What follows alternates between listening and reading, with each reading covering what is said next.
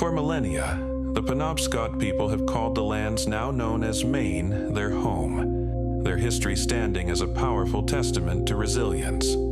From the graceful artistry of dancer and writer Molly Spotted Elk to the athletic triumphs of Olympic runner Andrew Sokolexis, the Penobscots have shared their indomitable spirits with the world. Yet their very existence was a relentless fight for survival. Whereas the tribe of Penobscot Indians have repeatedly acted in a deceitful manner, contrary to their solemn submission to His Majesty, I hereby declare the Penobscot tribe of Indians to be enemies to His Majesty King George II. The following bounties shall be granted. For every scalp of a male Penobscot Indian above the age of 12 years, brought in as evidence of their death, £40.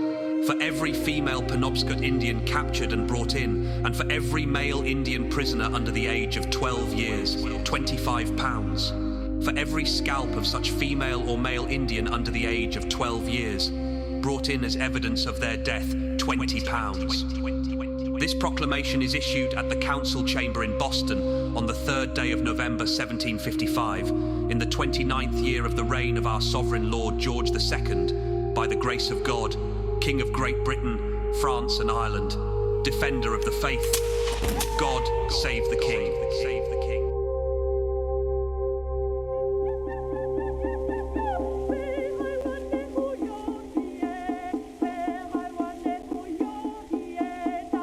Known as Little Muskrat on Indian Island, Charles Shay's journey would take him far from his ancestral lands. Shay's story is one of paradox, a descendant of those who faced colonial violence, yet a warrior for the very nation born from that colonization. I am perhaps the last Native American survivor of bloody Omaha. For decades, his remarkable tale remained largely untold. It would take the dedication and insight of Dutch anthropologist Dr. Harold Prince to bring Shay's experiences to light. Dr. Prince's efforts not only secured international recognition for Shay, but also opened a window into a larger, often overlooked narrative of Native American contributions to world history. Shay's journey stands as a testament to the transformative power of uncovering hidden histories and the profound impact one life can have when its story is finally told. His ancestors included the 17th century Grand Chief Madakawando. On Candlemas Day, 1692, in the dawn of a January morning, Abenaki Indians attacked the settlement of York, burning the houses and killing or capturing 300 of its inhabitants. About 40 were killed. The rest marched to Canada, many dying on the way. This raid demonstrated the fierce resistance of the Wabanaki Confederacy to protect their way of life and ancestral lands from English encroachment. The Wabanaki Confederacy was a coalition of tribes united under Grand Chief Madakawando, an ancestor of Charles Shay. Madakawando's alliances were both strategic and familial, exemplified by his ally in the York Raid, Jean-Vincent d'Abbadie, Baron de Saint-Castin, a French aristocrat, fur trader, and military officer who married Madakawando's daughter, Pidianiski. One of their mixed-blood daughters gave birth to Joseph Orono. From this union of French and Penobscot heritage emerged Charles Shay's forefather, Joseph Orono, a chief who understood that survival lay not only in battle, but in forging new alliances. On June 21st, 1775, as the American Revolution ignited, Chief Orono pledged the Wabanaki Confederacy's military support to the rebel forces under General George Washington. Penobscot and other Wabanaki warriors fought fiercely alongside the rebels, helping to secure American independence. And that contribution has been almost completely forgotten. So even you have here Maine historians who are specialized on the American Revolutionary War, and if you read their work, you don't see anything about the Penobscot, Passamaquoddy, Maliseet and Mi'kmaq, and yet their participation was essential in the victory of the rebels, the revolutionaries. Despite their sacrifices, The promises made in wartime were quickly forgotten. The very settlers they had fought to protect soon resumed their relentless expansion, leaving the contributions of the Wabanaki tribes to the cause of liberty to fade into the margins of history. Off-macking. But centuries later, when a new enemy threatened, Wabanaki warriors once again stood side by side with their American and Canadian allies to liberate Normandy, France, and Europe. Despite generations of conflict with settlers, Native Americans across the continent answered the call in World War II. Some, like Charles Shay, were drafted and yet denied the right to vote back home. Soldiers, sailors, and airmen of the Allied Expeditionary Force. The tide has turned. The free men of the world are marching together to victory. I have full confidence in your courage, devotion to duty, and skill in battle. We will accept nothing less than full victory. Good luck, and let us all beseech the blessing of Almighty God upon this great and noble undertaking. Charles Shay displayed incredible bravery, rescuing numerous wounded comrades from the rising tide under relentless enemy fire. His heroic actions earned him the Silver Star for valor. Later on, I was able to walk up and down the beach, and I came across a fellow medic. He had a stomach wound, bleeding to death. He was dying. So I bandaged him up as best I could. I gave him a shot of morphine. We said goodbye to each other. According to research by Dr. Prince, over 500 American and Canadian Indian soldiers participated in Operation Neptune, the D-Day invasion on June 6, 1944. Notre gratitude ne faiblira jamais. Nous n'oublierons pas.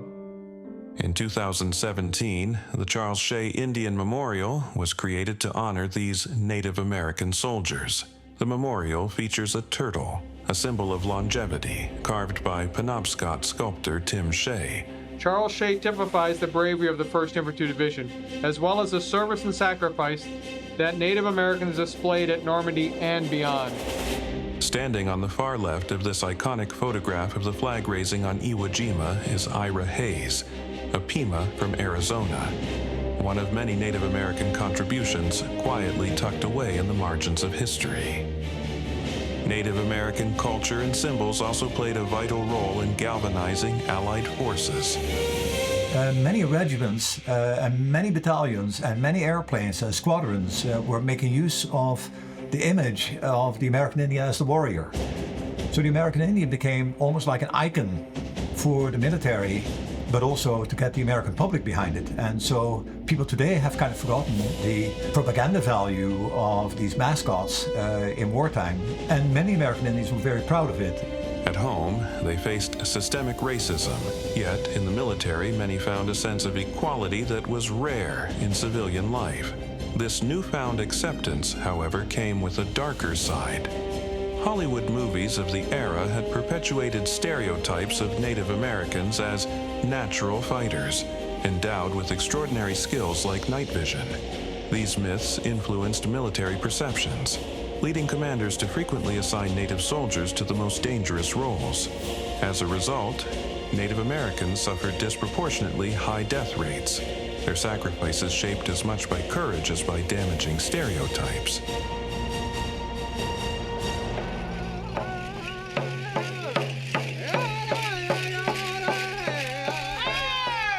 After landing on Omaha Beach with the first wave on D-Day, Charles Shay embarked on one of the most grueling campaigns of World War II.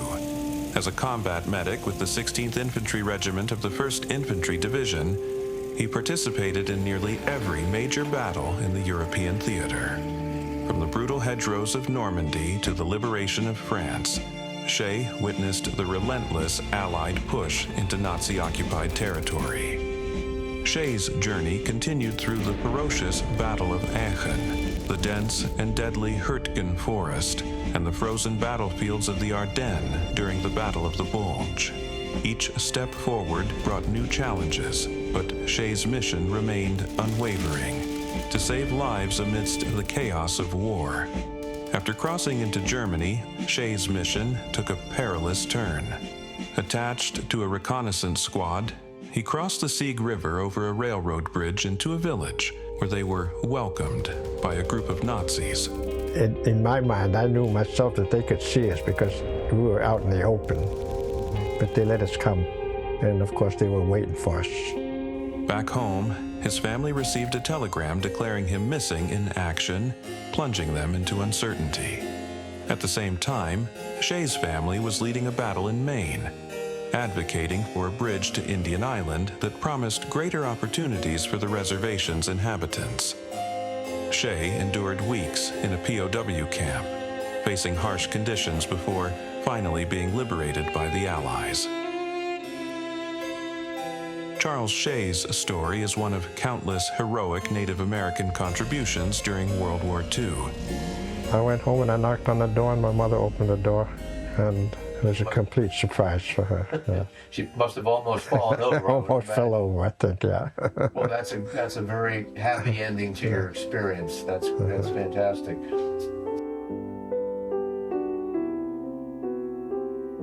Despite Charles Shay's remarkable contributions to his country during World War II, Native Americans living on reservations in Maine were still denied the right to vote.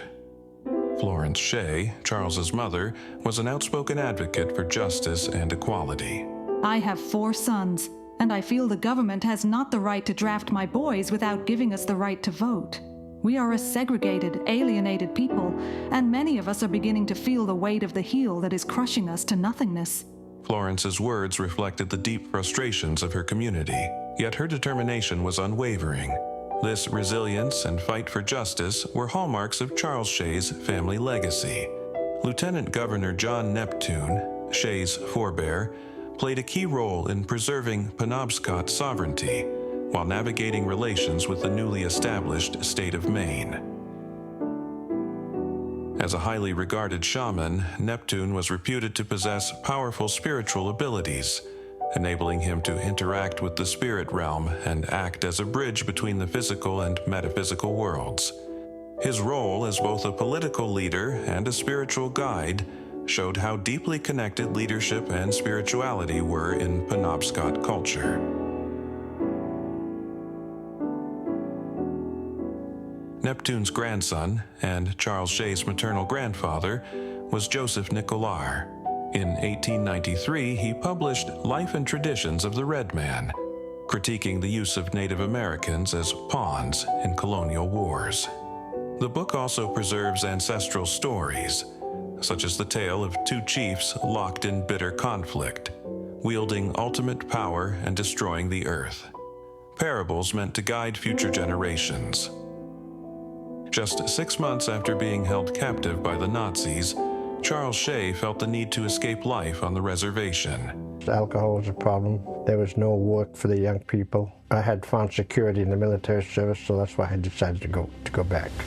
Charles Shay was sent to post-war Vienna as part of the army, tasked with helping to rebuild a fractured Europe. There, he found love and married Lily, a Viennese woman. Yet duty called him once more, and he was sent to the battlefields of Korea. For Shay, it was another chapter of sacrifice in a global struggle for ideological dominance. When the war ended in a stalemate in 1953, Shay chose to leave the army, but not the uniform. General Clarkson, Task Force Commander. Operation Castle was concluded on the 14th of May, 1954. A test basically of devices in the megaton range. Serving as a medic with an Air Force weather squadron aboard a B-29, Charles Shay witnessed firsthand the rapid technological advancements that defined the nuclear age. During the Castle Bravo test, the bomb's unexpectedly massive yield caused radioactive fallout to spread far beyond its intended zone. The winds were within the area of acceptable fallout. However, the unexpected high yield caused significant fallout to occur, exposing U.S. military personnel, including Shay, to dangerous levels of radiation. For the indigenous Marshallese people, the consequences were even more devastating. Their ancestral lands rendered uninhabitable, and many residents suffered long-term health complications from radiation exposure. For the Marshallese, the Wabanaki story of chiefs wielding ultimate power and destroying the earth had become a stark reality.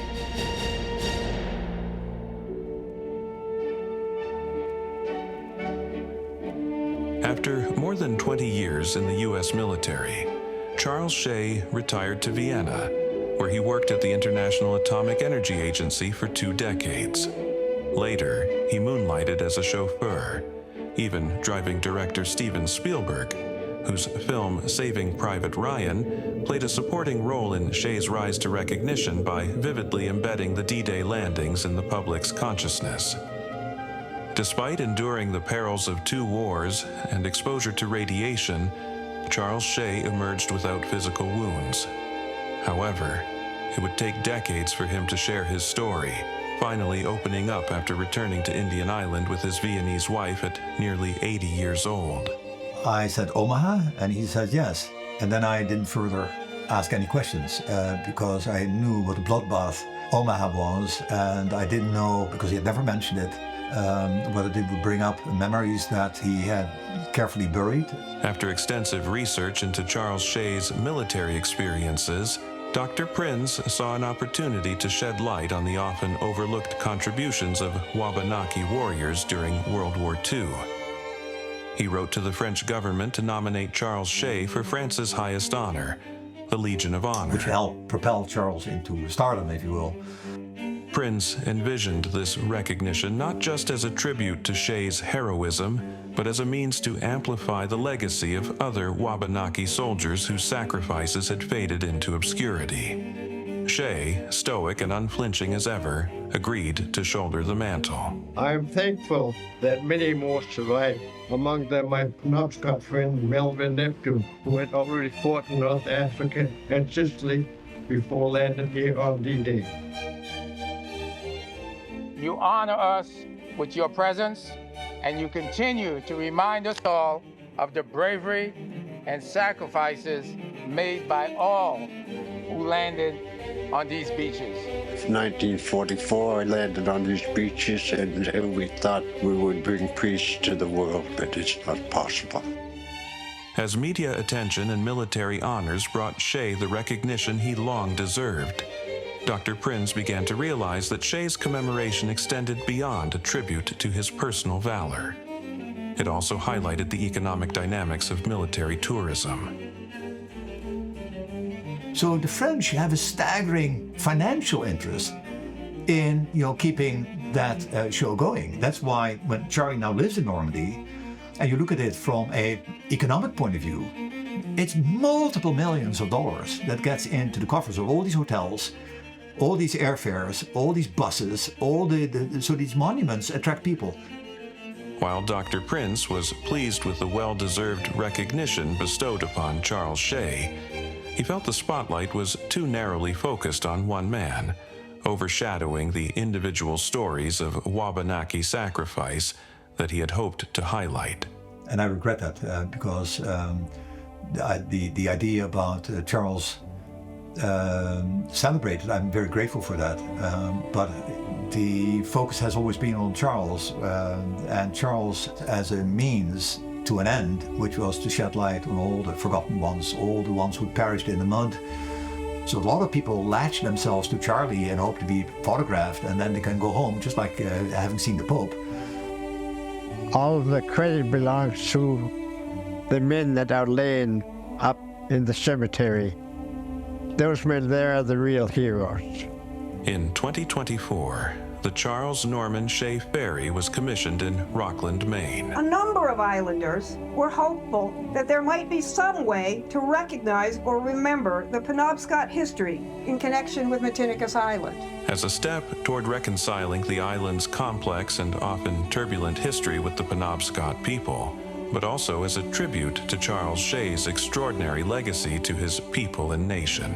His presence is really a strong humility, but a strong pride as well of who he is and where he comes from. Fate wove a remarkable tapestry for Charles Shay, culminating in his twilight years with a wave of media attention, celebrating him as a hero, a tribute made possible by Dr. Prince's dedicated efforts to honor forgotten Wabanaki warriors. Now, at 100 years old and casting his vote, Charles Shay stands as a living testament to resilience and justice, a right finally secured in 1954, thanks in part to the unwavering determination of his mother, Florence Shay. History is full of forgotten heroes, but Little Muskrat's life and ancestral legacy reveal an epic tale of resilience and heroism, offering a powerful glimpse into the darkest corners of our past to help guide us forward. Guided by the prayers of his mother, he fought to save strangers and brothers. From the land of the dawn to the Normandy shore, made his Penobscot people proud in 1944. After a lifetime of holding memories of the red rising tide, he returned to Omaha Beach for a ritual by the fireside, ritual by the fireside.